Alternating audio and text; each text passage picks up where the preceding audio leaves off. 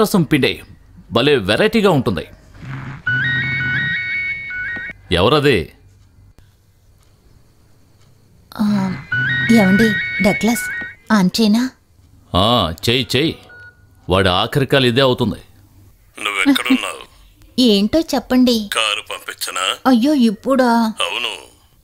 అయ్యో ఇప్పుడు నేను ఎక్కడికి రాలేను. ఇక్కడ మా ఊరు నుంచి మా మావయ్య వచ్చాడు. మావయ్య వచ్చాడా? మావయ్యతో సెటప్ అయిపోయావా? నేను ఇప్పుడు క్యాసినోలో ఉన్నాను. రేపు మలేషియాకి వెళితే 2 రోజుల తర్వాతే వస్తాను. అక్కడి నుంచి తిరిగి వచ్చాక మనిద్దరం హ్యాపీగా ఎంజాయ్ చేద్దాం. ఏంటి ఓకేనా? అయితే ఇప్పుడు ఒక కిస్ అయినా ఇవ్వవా? Okay good night. ఆ వెధవకి కిస్ ఒకటే. వాడికి చివరి ముద్ద ఇవ్వటానికి లాడెన్ పైలే మనుషులు ఈ పాటికి వెళ్ళుంటారు. అయినా డియర్ ఆయన్ని చంపాలా? ఓ వాడి మీద మోజు పుట్టిందా? అయితే ఇంకే వాడి దగ్గరికి వెళ్ళు. అంతలోనే కోపం చూడు. మీరు చెప్తేనే కదా అతన్ని ట్రాక్ లోకి దించాను. అందువల్ల ఇప్పుడు డబ్బు ఎక్కడికి పోయిందో మనకి క్లియర్ గా తెలిసింది. అయినా డబ్బు పోవడంతో నాకు సంబంధం ఉందని ఇప్పటికీ జేఎస్కి అనుమానం. ఆ అనుమానం తీరాలంటే వాడు చావాలి. ఇది తెలిసిన తర్వాత జేఎస్ నన్ను ఏమంటాడోనని భయంగా ఉంది. ఏం భయపడకు. జేఎస్ ఎప్పుడూ మనవాడే అనుకో. డగ్లస్ని కంట్రోల్ చేసింది తనేగా. వాడు పోతేనే సమస్యలన్నీ తీరతాయి. సరే ఆవేశం తగ్గించుకోండి.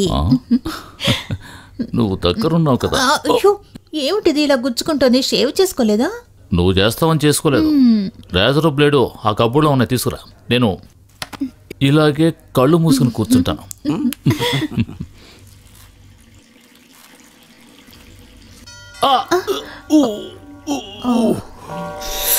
దొంగ వెధవ. ఈ టైంలో ఎవడొచ్చాడు? వాచ్మెన్ లేడు గేట్లో?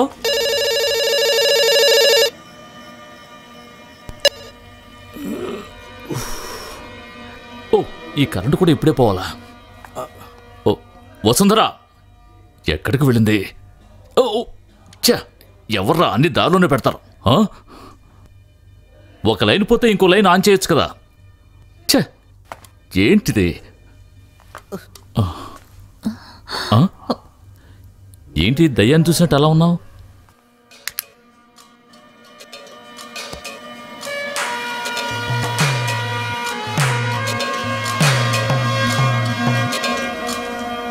ఎవర్రా నువ్వు? నేనా? నేను వెంకట్ చెప్తే వచ్చాను. వెంకట? ఎందుకు వాడెక్కడా? అతను రావడం కొంచెం లేట్ అవుతుంది. అన్ని భాగాలు కోసేసి మళ్ళీ కుట్టేసి బ్యాండేజ్ కట్టాలి కదా, టైం పడుతుంది. ఏమిటేమిటి అర్థం కాలేదా? వెంకట్ ఇప్పుడు పైకి వెళ్ళిపోయి మీకోసం ఎదురు చూస్తున్నాడు.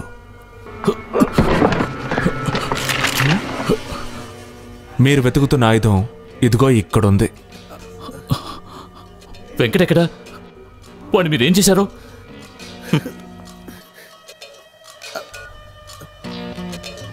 భాస్కర్, వెంకట్ని లేపేశాం. వినాయకరావు విషయం ఏమైంది? నన్ను చంపాలనుకుంటున్నారా? మిమ్మల్ని నేనేం చేయలేదు కదా, మరెందుకు నన్ను చంపడం? చంపడానికి గల కారణం మొత్తం మీ తమ్ముడికి చెప్పాం. అక్కడికి వెళ్తే వివరంగా చెప్తాడు. ఇప్పటికి ఇది తెలిస్తే చాలు, నువ్వు నీ తమ్ముడు చావాలి. చంపేది డగ్లస్ అనుచరులు. రేపుదయం డగ్లస్ని పోలీసులు అరెస్ట్ చేస్తారు. దాంతో ఆట ముగుస్తుంది. చనిపోయేటప్పుడు మొహం కడుక్కొని అందంగా ఉండాలి. షేవింగ్ కూడా చేసుకో. నన్నేం చేయొద్దు. నీకేం కావాలన్నా ఇస్తారు. దయచేసి చంపొద్దు. ఇక నువ్వెంత బతిమాలినా ప్రయోజనం ఉండదు. నువ్వెంత అదృష్టవంతుడివి. ఒక అందమైన అమ్మాయి షేవింగ్ చేస్తుండగా చనిపోవడం అంటే దానికి గొప్ప అదృష్టం ఉండాలి.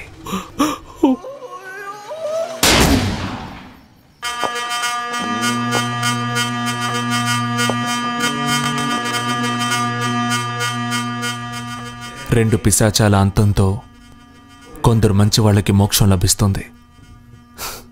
ఎ ఫేర్ డీల్.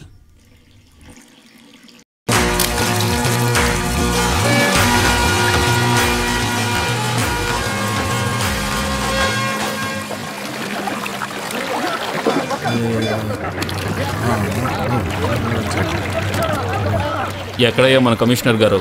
ఎన్నిసార్లు ఫోన్ చేశాం? షార్ట్ టైం కానీ రాకపోతే ఏ ప్రయోజనం ఉండదు. లేదు సార్, ఆయన చెప్తే టైంకి వచ్చేస్తారు.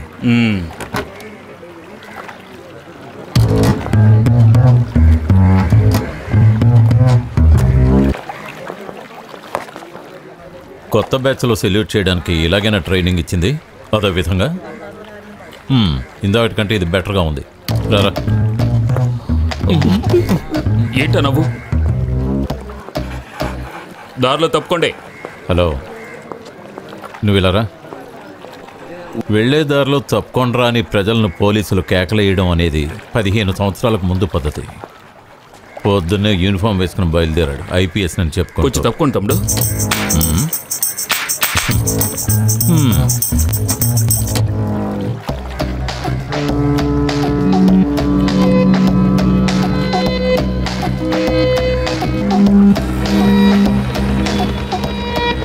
సార్, ఆ వినాయకరావు గెస్ట్ హౌస్కి 2 పోలీసులను పంపించు. ఆ వాచ్మ్యాన్ దగ్గరకు ఒకరిని. సార్, డగ్లస్ విషయం 2 గంటల ఫ్లైట్లో అతను రష్యాకు వెళ్తాడని ఇన్ఫర్మేషన్ వచ్చింది. ఇప్పుడున్న సిచ్యువేషన్లో మనం అతను అరెస్ట్ చేస్తే నేను వస్తాను సార్. వద్దు, నువ్వు ఇక్కడ ఉంటేనే బెటర్. అక్కడ విషయాలు నేను చూసుకుంటాను. నువ్వు ఆ డాగ్ స్క్వాడ్ డీటెయిల్స్ని కలెక్ట్ చేయి, తర్వాత ఫోన్ చేస్తాను. Okay sir. అక్కడికి వచ్చినప్పుడు ఏదో సీరియస్గా పనిచేస్తున్నట్టు కనిపించడానికి. లేకపోతే డాగ్ స్క్వాడ్ డీటెయిల్స్ కలెక్ట్ చేయడానికి ఫస్ట్ క్లాస్లో ఐపీఎస్ పాస్ అయింది.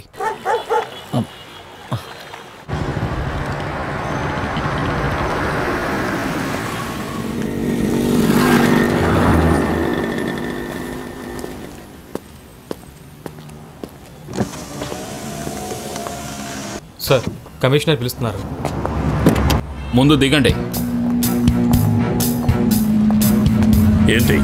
ఏంటి విషయం? మిస్టర్ డగ్లస్, నిన్న జరిగిన రావ్ బ్రదర్స్ మర్డర్స్ వెనక మీ హస్తం ఉందని మాకు తగిన ఆధారాలు దొరికాయి. So cooperate with us. Come on, Don't touch me.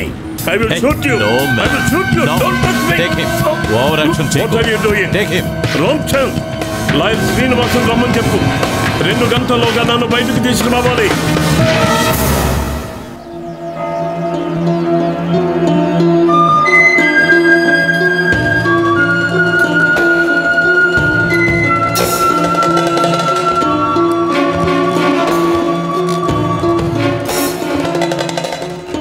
Sir, భాస్కర్ని చార్లీని లాకప్లో పెట్టారు ఈరోజు ఉదయం.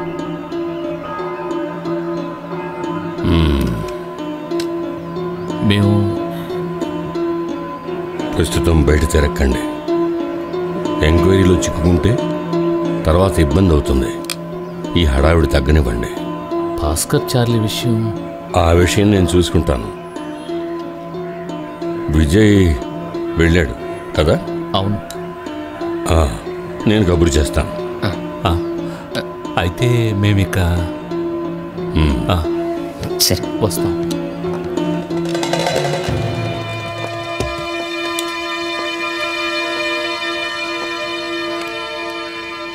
మనకి అన్ని వైపులా ఆపదలు చుట్టుకొనున్నాయి. వెళ్ళే చోటికి మరియాని తీసుకువెళ్ళదు. దానికి ఏమైనా అయితే తట్టుకోవడం నా వల్ల కాదు. బ్రేక్ఫాస్ట్ రెడీగా ఉంది.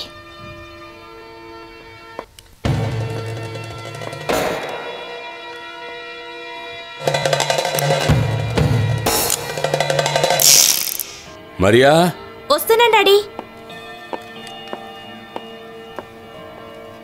Good morning daddy. మార్నింగ్.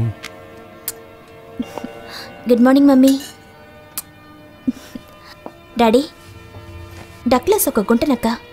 అతను మనతో పాటు వస్తే అనుకున్న పనులన్నీ జరుగుతాయని మీకు నమ్మకం ఉందా? మనకు కావాల్సింది శంకర్ దాస్. డగ్లస్ వాడి దగ్గరికి వెళ్ళడానికి మనకు షార్ట్ రూట్. చూశావుగా ఎలా నవ్వుతూ ఉన్నాడో. నాకు బదులు శంకర్ దాస్ దగ్గరికి వెళ్ళినప్పుడు ఆ మొహంలో ఇదే నవ్వుంది. వాడు చావాలి. అప్పుడే ఈ నవ్వుకు అర్థం ఉంటుంది.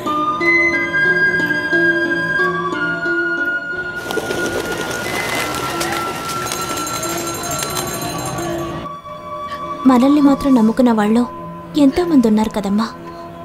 విన్సెంట్ గారి కూతురు పిరికిదానిలో ఇంట్లో కూర్చుంటే వాళ్ళని ఎవరు కాపాడతారో?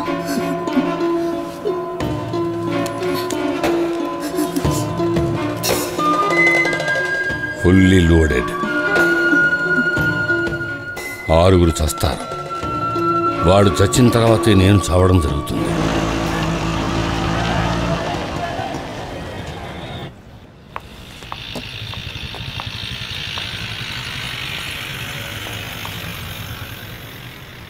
చాలా దారుణంగా కొట్టారు. వీళ్ళకిలా ఎన్నోసార్లు జరిగింది.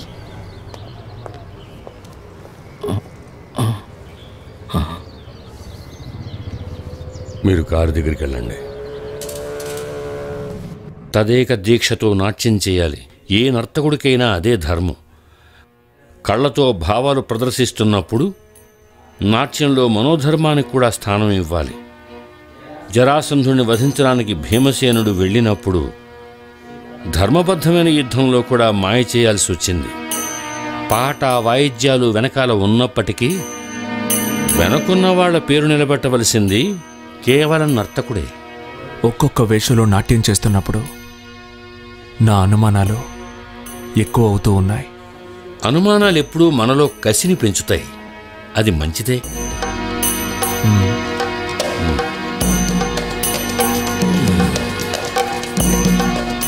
డగ్లస్ని రిమాండ్ చేశారు కదూ. ఈవేళ పితృదేవతల తర్పణాలిచ్చే రోజు. డగ్లస్తో ప్రారంభించడం మంచిదే.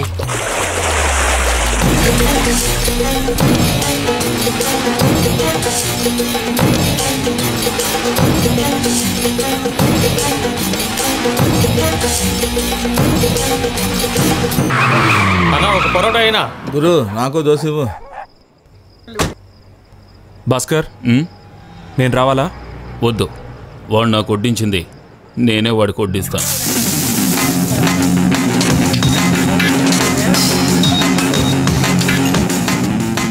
ఇన్స్పెక్టర్, ఇది మీదేనా?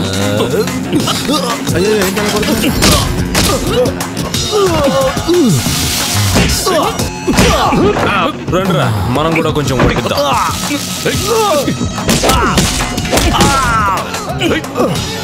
నోరు మూసుకొని పోరా, ఇంటికి పోరా.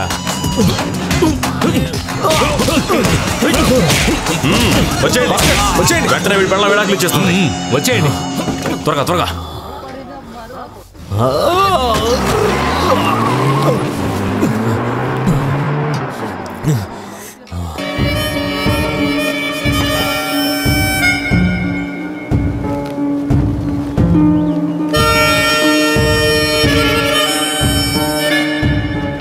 Call for you.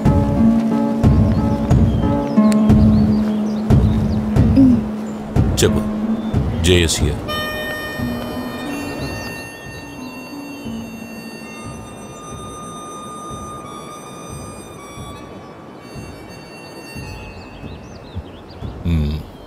నేను వస్తాను. Munna, have it. మున్నా, వచ్చింది తాగు. నేను డాడీని పిలుస్తాను. పిలుచుకో. బిందియా,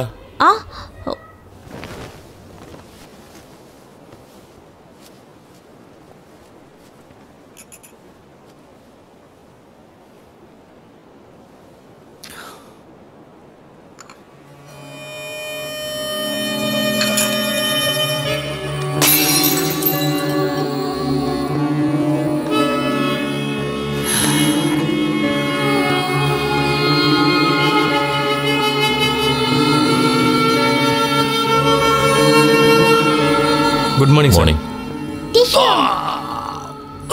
Come on, my boy. Hi, dear. How are you? You cheat. Why are you late yesterday? Oh, I'm sorry, dear. Yesterday evening I was busy with the meeting. ఈ రోజు త్వరగా వస్తాను. వచ్చేటప్పుడు నీకు ఒక డ్రాగన్ ని కొని తోడుగా తీసుకొస్తాను. Chinese dragon. ఓకే? Yes. మరి పాలు తాగుతావా? గుడ్.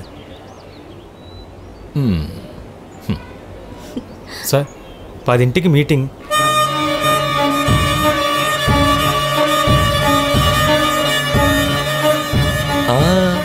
తాగు తాగు తాగు. Good good good good good good good.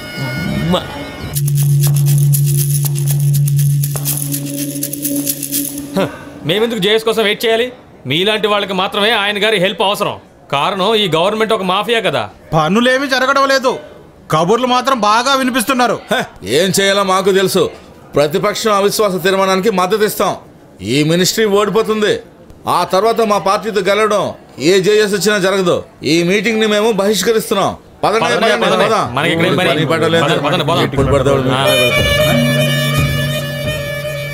ఏంటి అప్పుడే బయలుదేరిపోతున్నారా? రండి, మీతో కొంచెం మాట్లాడాలి. బయట ఆగిన కారు కొత్తది కదా, నేను చూశాను. సాయంత్రం బెంగళూరులో మెడిసిన్ చదువుతున్న మీ కొడుకు వస్తున్నాడు. వాడిక్కడ హ్యాపీగా తిరగడానికని మీరు కొన్న కొత్త కార్ కదా? నీకు విషయం అర్థమైంది. వాడు ఒంటరిగా రావడానికి భయపడతాడని వాడికి తోడుగా కొందరు స్నేహితుల్ని పంపించాను. వాళ్ళు ఇప్పుడు వస్తుంటారు. బహుశా మధ్యదారిలో ఉండుంటారు. వాడు రావాలి కదా. వాడు సేఫ్గా ఇంటికొచ్చి ఎప్పట్లాగా నిన్ను నాన్నని పిలవాలి కదా. జయస్, నా కొడుకునేమి చేయొద్దు. హే, వాళ్ళు అతన్ని హింసించేవాళ్ళు కారు. ఏమాత్రం బాధపడి నా మీదే కదా కోపం. మీరు నా కొడుకునేమి చేయకండి. Okay, relax relax. నీకు బాగా తెలుసు, పాలిటిక్స్ ఇస్ ఎ గేమ్. బుద్ధి లేకుండా విరోధం పెంచుకున్నాడు డగ్లస్. మన మధ్య మాటలతో తీరే సమస్యలే ఉన్నాయి. రేపు నేను డగ్లస్ మళ్ళీ ఒకటి కావచ్చు, బట్ అక్కడ నువ్వుండవు. టైం దొరికినప్పుడు నీ వెనక తిరిగే గొర్రెల మందకి కొంచెం చెప్పు. ఆ జేఎస్ని ఫోటో తీకు రా.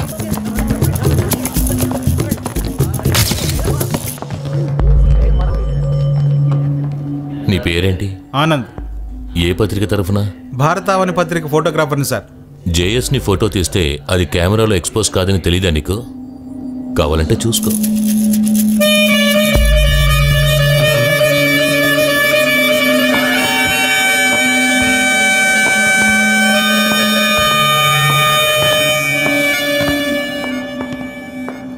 రావయ్య, అయ్యా, నా కొడుకు అలిగి వెళ్ళిపోయాడు.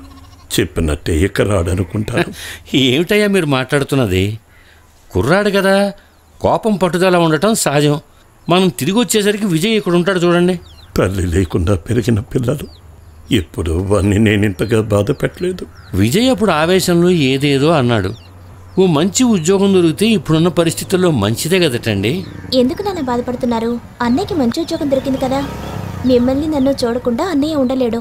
ఏంటో, వాళ్ళు నాలాగే నాట్యంలో పేరు తెచ్చుకోవాలనుకున్నానే కానీ పిల్లల మనసులో ఏముందని ఏనాడూ ఆలోచించలేదు. వేషాలు వేయించానే తప్ప వాళ్ళ కోరికలు తీర్చుకునే అవకాశాన్ని కల్పించలేదు. పెద్ద తప్పు చేశాను. ఈశ్వరానుగ్రహం వల్ల అంతా సర్దుకుంటుంది. నాన్న, బస్ వచ్చింది. ఉండండి, నేను తీసుకొస్తాను.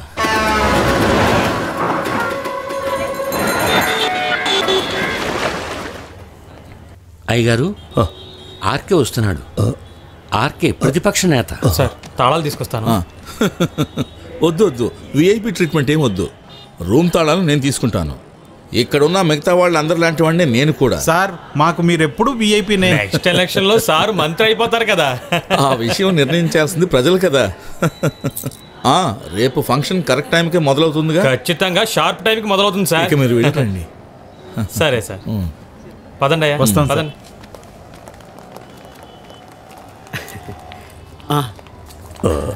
నమస్కారం. నమస్కారం అండి. శాస్త్రి గారు కదా, రామకృష్ణ శాస్త్రి. నేను మిమ్మల్ని కలుసుకోవాలని ఎన్నోసార్లు అనుకున్నాను. మా రాజకీయ నాయకులకు తల్లిదండ్రులను వెళ్ళి పలకరించడానికి కూడా తీరికుండదు. ఇలా కలిసినందుకు చాలా సంతోషం. ఇక్కడికి ఆంధ్ర కళా సమితిలో సన్మానం తర్వాత ఒక ప్రోగ్రాం కూడా ఉంది. ఓ, మర్చాను. నన్ను కూడా ఆహ్వానించారు దానికి. సంతోషం. ఇతను రామయ్య. నమస్కారం అండి. తను నా కూతురు నందిని. నేను మీ నాన్నగారికి పెద్ద ఫ్యాన్ని.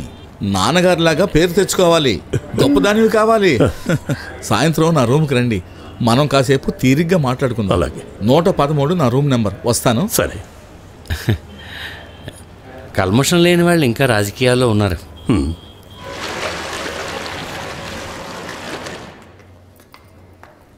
అదిగో నాన్న 113.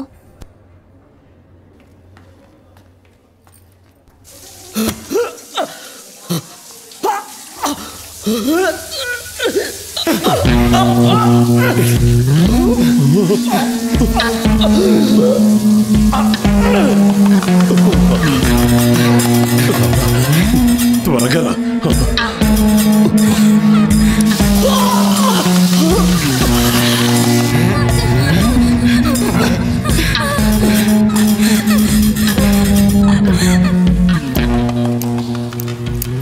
అతను జయేష్. అతను మమ్మల్ని చూశాను. రవయ్య, రవయ్య, త్వరగా రా. మనం వెంటనే వెళ్ళిపోవాలి.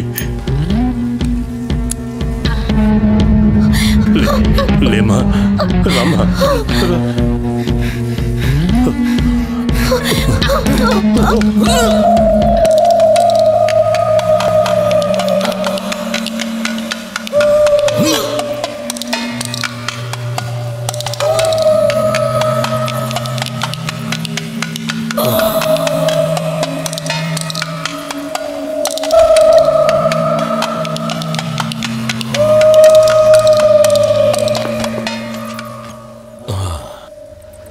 ఏమిటి శాస్త్రి గారు?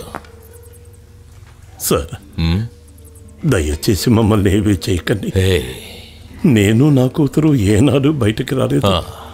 కేవలం నాట్యం కోసమే ఇంత దూరం వచ్చాం మేము. దయచేసి మమ్మల్ని ఏమీ చేయకండి. శాస్త్రి గారు లాంటి వారు నా దగ్గరికి వచ్చాక నేను సత్కరించకుండా ఉంటే అది నాకు సిగ్గుచేటు కదా. సమీర్, एक ड्रिंक बना दे.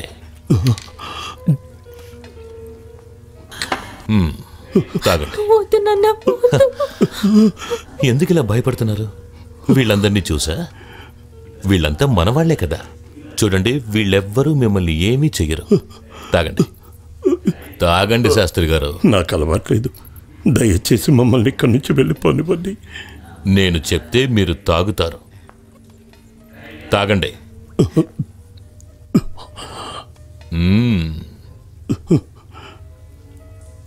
Come on.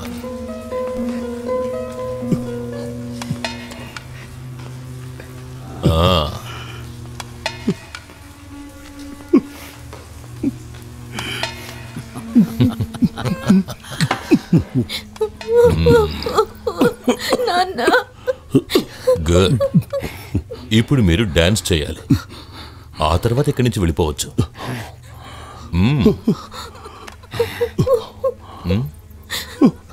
చెయ్యవా? ఓ, నేను చెప్తే నువ్వు వినవు, కానీ నందిని చెప్తే నువ్వు వింటావుగా. అంతే కదా నందిని? నందిని చాలా అందంగా ఉంది.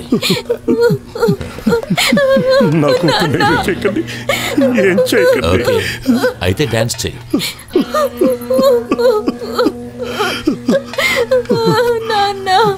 మీ నాట్యం చూడాలని ఎంతో మంది ఊపిరి ఊరుతుంటారు.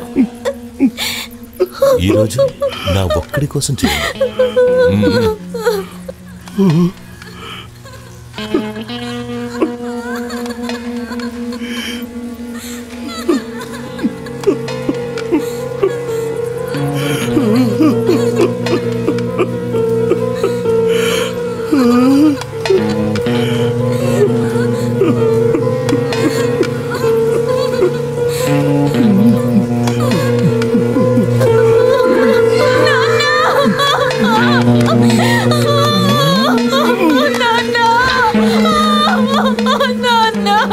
నందిని,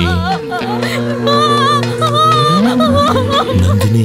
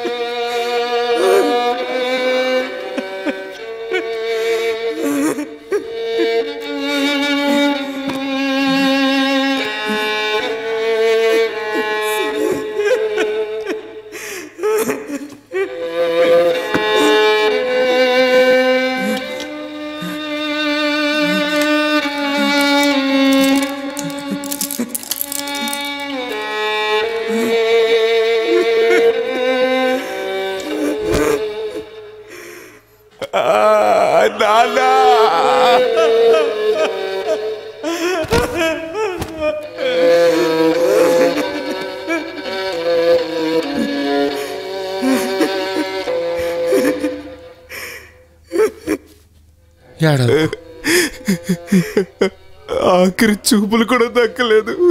చూడకపోవడమే మంచిది. నేను చూశాను.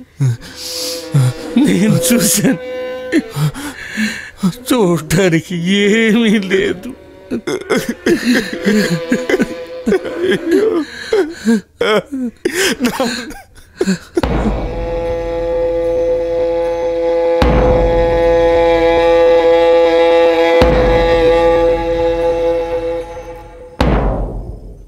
విజయ్, కళాకారులందరూ మానసికంగానూ శారీరకంగానూ సాత్వికులు, సాధువులు.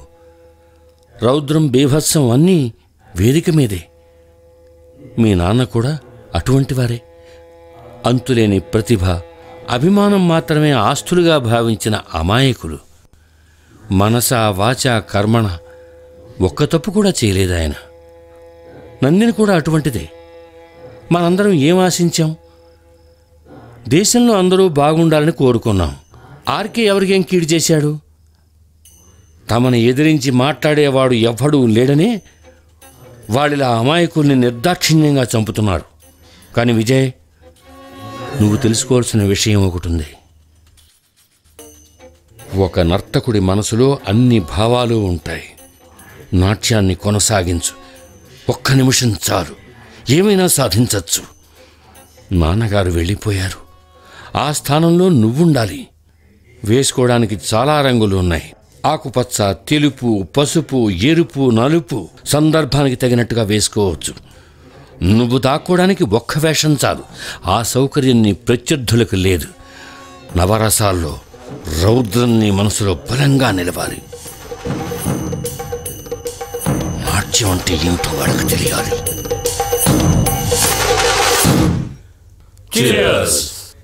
సుబ్రహ్మణ్యం, ఎంతైనా ఆర్కే మీ పార్టీ మనిషి. కానీ అతని వల్ల మీకు ఎప్పుడూ ఇబ్బందిగానే ఉండేది. ఈయనకి మాత్రమే కాదు, 10 రూపాయలు సంపాదించుకోవాలని కోరుకునే వాళ్ళందరికీ అతను అడ్డుగానే ఉండేవాడు. బతకడం తెలియనివాడు. అంతెందుకు, వ్యవసాయ మంత్రిగా ఉన్నప్పుడు అతని వల్ల నాకు ఏర్పడిన నష్టం అంతా ఇంత కాదు. అందుకే కదా వినాయకరావు మన సుబ్రహ్మణ్యాన్ని ఆర్కేకి బదులుగా తీసుకురావాలనుకున్నది. రేపు మీరు మంత్రి అయితే జేఎస్కి ఏమిటి లాభం? అరే, ఏం కావాలో మీరు చెప్తే చాలు. జేఎస్కి నీడలా ఎప్పుడు ఆయనతోనే ఉంటాను. ఉంటే బాగుంటుంది. లేకపోతే హార్ట్ అటాక్ ఆర్కేకి మాత్రమే కాదు, రేపు మీకు వస్తుంది. అంతేనా జేఎస్?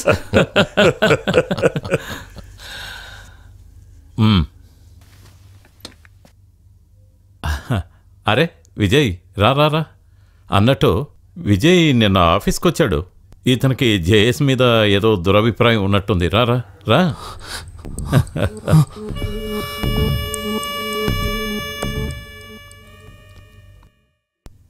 ఇతను మన శాస్త్రి గారి అబ్బాయి కదూ? పేరేంటి? విజయకృష్ణ. విజయకృష్ణ. Yes yes. నీ విషయం గురించి సుబ్రహ్మణ్యంతో మాట్లాడాను. అయినా మన చేతుల్లో ఏముంది? చాలా మంచి మనిషి. ఆత్మహత్య చేసుకోవడానికి కారణం ఏంటని ఎంత ఆలోచించినా నాకు అర్థం కావట్లేదు. 10 మంది ఏదేదో అనుకుంటున్నారు. అవన్నీ నిజం కాదని మనకి తెలుసు కదా విజయకృష్ణ. ఆ విషయాలేవి విజయ్కి తెలియదు అనుకుంటాను. నువ్వు మీ నాన్నతో గొడవపడి ఇంట్లోంచి వెళ్ళిపోవడం వల్లే ఆయన ఆత్మహత్య చేసుకున్నారని అనుకుంటున్నారు. చూడు, జేఎస్కి చాలామంది ఫ్రెండ్స్ ఉన్నారు.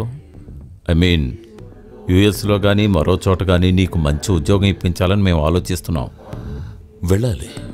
ఇక్కడి నుంచి దూరంగా వెళ్తేనే నీకు మనశ్శాంతి ఉంటుంది. తర్వాత వివాహం చేసుకుంటే ఓ కుటుంబం ఏర్పడుతుంది. లేదంటే మరణించిన వారి జ్ఞాపకాలతో నీ లైఫ్ స్పాయిల్ అవుతుంది. పాపం మా నాన్నగారు ఎవరికి ఏ ద్రోహం చేయకుండా జీవించిన పగటి వేషగాడు. నేనొక్కసారి కాళ్ళు పట్టుకొని క్షమాపణ అడిగే అవకాశం కూడా లేకుండా, ఒక్కసారి చూడ్డానికి కూడా వీలు లేకుండా నా తండ్రిని, చెల్లెల్ని కాల్ చేసావు కదరా దుర్మార్గుడా!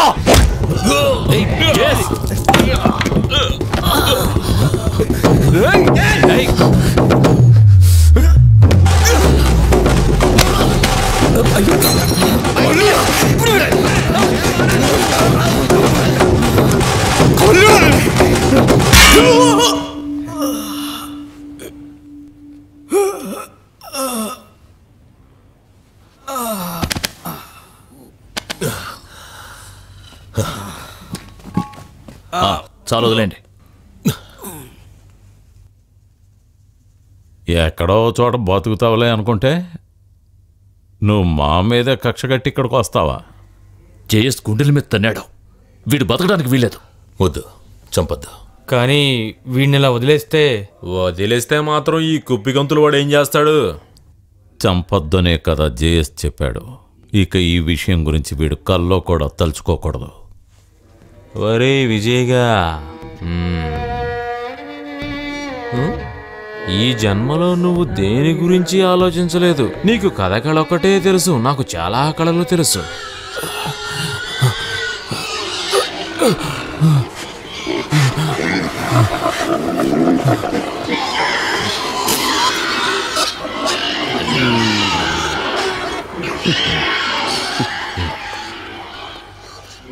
నువ్వు మంచి డాన్సర్ అవ్వట కదా. డాన్స్ అంటే నాకు చాలా ఇష్టం.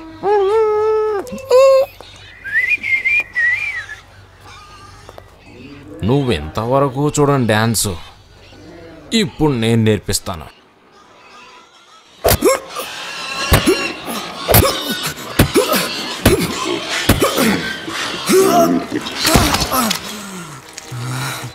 ఈవిడి కాళ్ళు రెండు కలిపి కట్టండి రా. తప్పకుండా.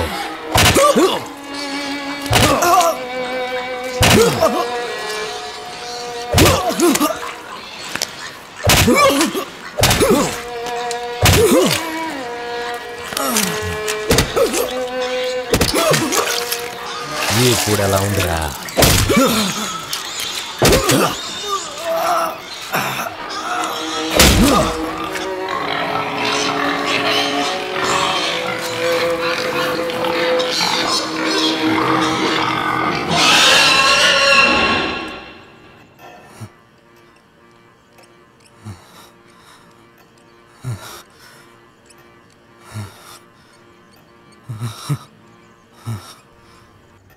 నువ్వెవరో, ఈ పరిస్థితికి కారణమేమిటో నాకు అంతా తెలుసు.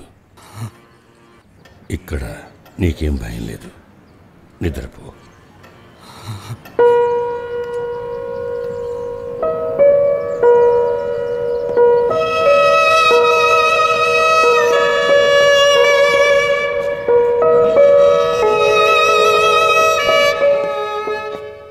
అక్కడి నుంచే నా జీవితంలో రెండో భాగం మొదలైంది. నాకు మాధవరావు గారితో పరిచయం అయినప్పుడు బాధతోనూ ప్రతీకారంతోనూ ప్రార్థనలతోనూ నిండుందా ఇల్లు.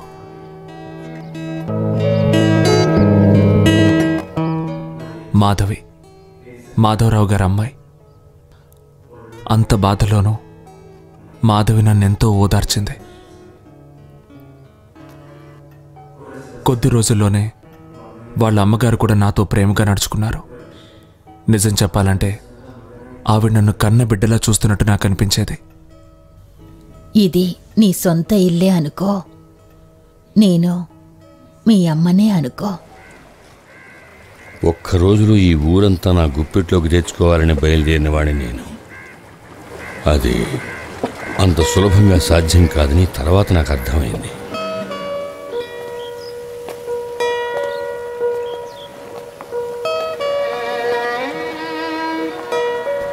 మా అన్నయ్య చనిపోయిన తర్వాత డాడీ అన్నిటినీ వదిలేసి దూరంగా ఉండిపోయారు. మమ్మీ తర్వాత ఇంట్లోంచి బయటికి రాలేదు. ఇంతకాలానికి మళ్ళీ అమ్మ మొహంలో నవ్వు చూసింది మీరిక్కడికి వచ్చిన తర్వాతే.